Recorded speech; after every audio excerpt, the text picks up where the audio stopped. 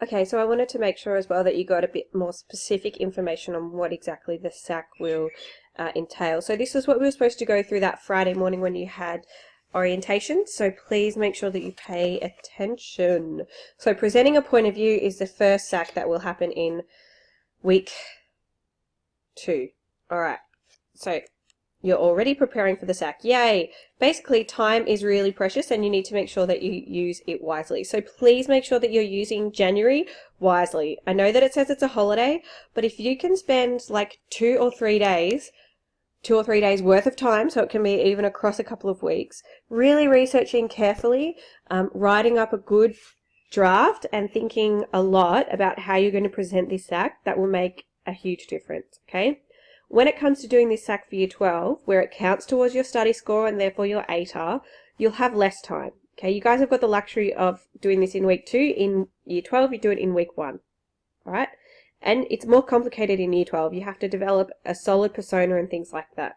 So please make sure that you use this as a really good practice for how you're going to have to use your summer next year, okay? I'm not saying that you need to be working every day, because I don't believe that.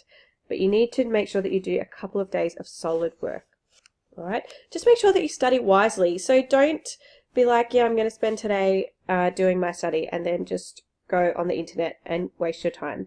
Just set aside half an hour or so, right? That's all that you should need to do, half an hour for maybe 3 days.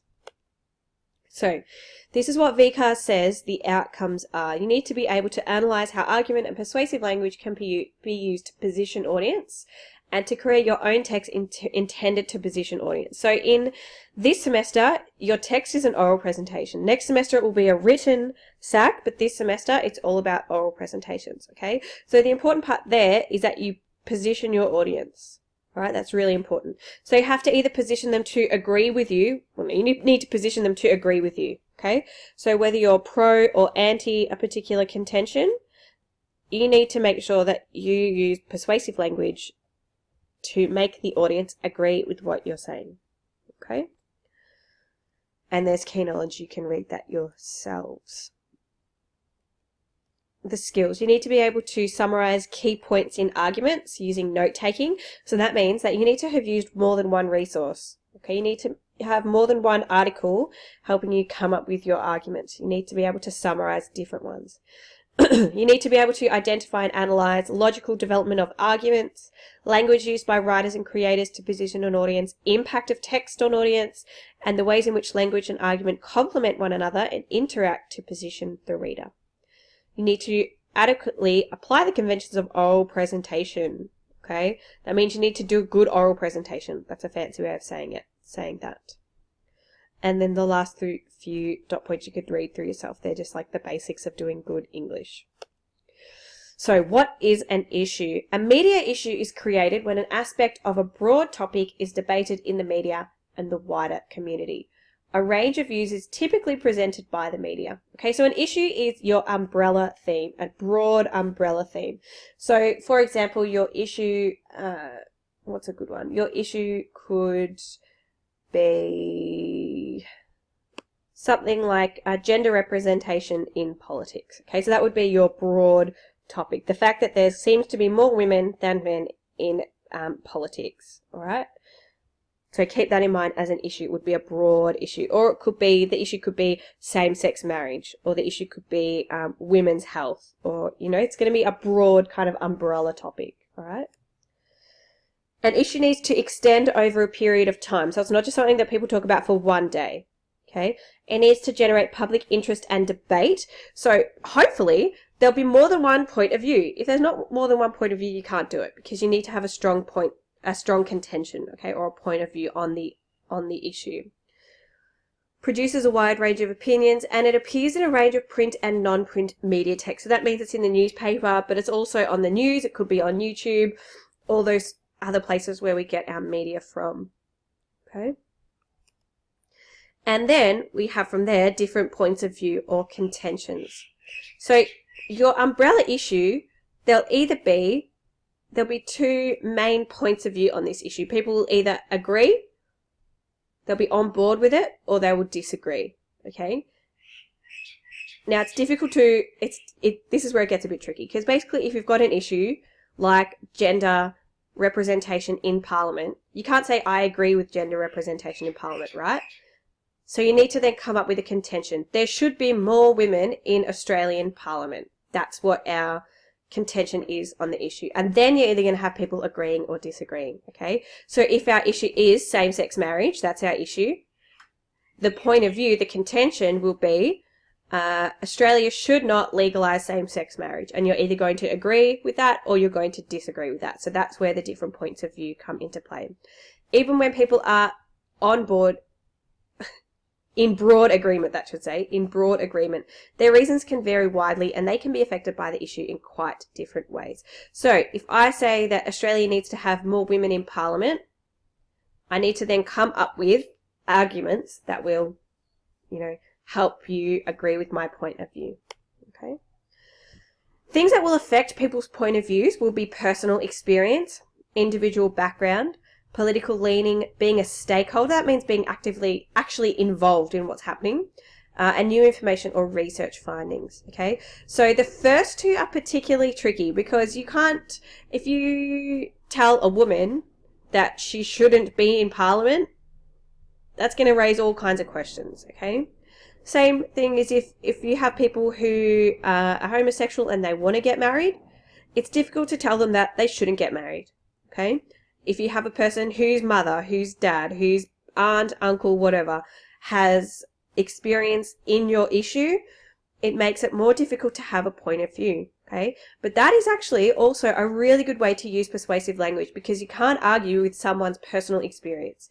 You can say, well, I've heard lots of other stories where that hasn't happened, but you can't really say that my personal experience of something is wrong, okay? So can I encourage you in your personas to consider incorporating either a personal experience or someone's relative or they know someone who has had a personal experience. That will really help you to be able to use persuasive language, okay? So, for example, UberX in Australia. Uber is that company that runs ride sharing. Okay, so kind of like taxis except cheaper. So the issue is UberX in Australia. That's our broad umbrella issue. Then our main point of view is that ride sharing service UberX should be supported in Australia. So we believe it should be legalized. Okay. What I wanted you to do when we were in class was come up with arguments for and against this main point of view. So for example, you could say, I agree that ride sharing UberX should be supported in Australia because it encourages healthy competition. It's cheaper, and people have had positive experiences. Okay, you could say I don't agree that ride-sharing service Uber should be supported in Australia because it is difficult to control. Taxi services pay thousands of dollars for licenses, and Uber drivers aren't necessarily insured. Okay, so there's 3 examples for and 3 arguments against. So that's the kind of thing you need to be thinking about for your issue. Then from your point of view, do you agree with it or disagree with it, and what are the arguments? Okay. Now, when you start thinking about what your issue is going to be, you need to go to Echo Education. Okay. So Echo Education is a website, and if we just go to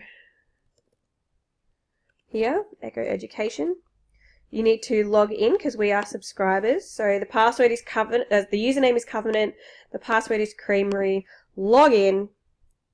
Then we can go to Media Issue Outlines. 2015, it's a little bit off screen, but that's 2015 issues. Hang on, just let me, there we go. 2015 issues. So you can see, here we go. So greyhound racing is an issue that you could be talking about. Okay. And the contention is greyhound racing should be banned in Australia. Cecil Lines still going on. R&B singer Chris Brown, removal of Tony Abbott, Adam Goods controversy. Okay, and then there's some others down there. So there's some really good suggestions of issues on this website. And then if you actually click one, what you'll see across the top, you'll have main page introduction. So this will give you a bit of an overview about what the issue is. Background information, a bit more in depth. Arguments in favour. Okay, so these are arguments supporting the banning of greyhound racing in Australia. Different arguments. And it will actually cite specific places where people have got their arguments from. Okay. Arguments against. Greyhound racing shouldn't be banned. Further implications. Then there's a whole lot of links to other things. So this is where that skill of being able to find resources and actually, bring them down for your use. So synthesize them and make notes from them. That's that, okay? And then newspaper items used. These are the sources that they used to make these other things. Okay, so you need to be able to go to these places as well. So that's Echo Education. So can I really encourage you to get onto that website, because it's just got so many things for you to look at, so many things, okay? Oh, look, there's the page. Oh, I screenshotted it, aren't I clever? So you need to be working on developing a reasoned point of view. Okay, so this isn't just stating all the things that you think.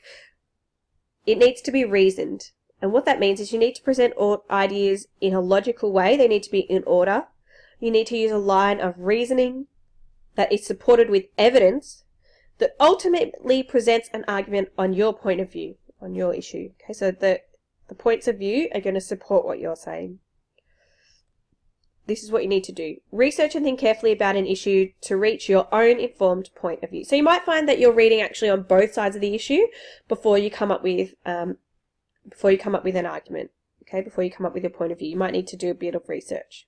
You will need to do a lot of research, rather. State your point of view very clearly in the main contention. This shows you what you're arguing for or against. So in the introduction to your oral presentation, you need to be very clear in stating what you believe. The clearer the better. You need to collect all the arguments for and against a point of view, no matter which side you are supporting. So you need to also arm yourself against some of the opposition's point of views. A good oral presentation will encompass both, kind of like a debate, okay?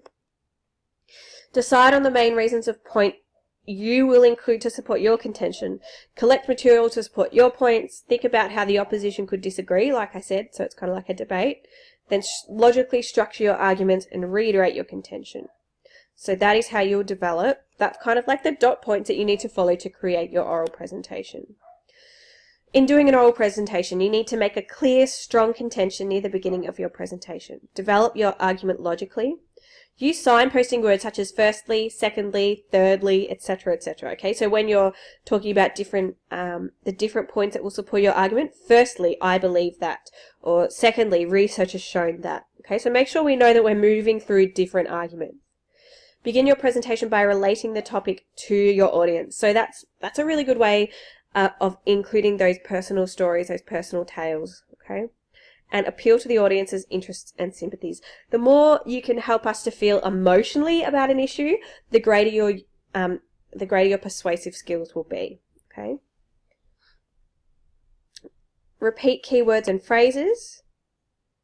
Include rebuttal of opposing points of view, and strongly, perhaps by restating your contention. And make sure while that your presentation, you have your main points on cue cards. If you're not going to memorize it. In Year 12, you will have to memorize it. So can I suggest that you start memorizing now, because the more practice you have in memorizing speeches, the better. Okay. We talked about that. This is the rubric that we'll be following. So you can see there's 25 points up for grabs. And that's all I have to tell you. So if you have any questions, make sure that you're emailing me. And I will send this out to make sure that you can have a listen to this and a read through the PowerPoint over the holidays. All right, Merry Christmas. Hope you're all well. See you later.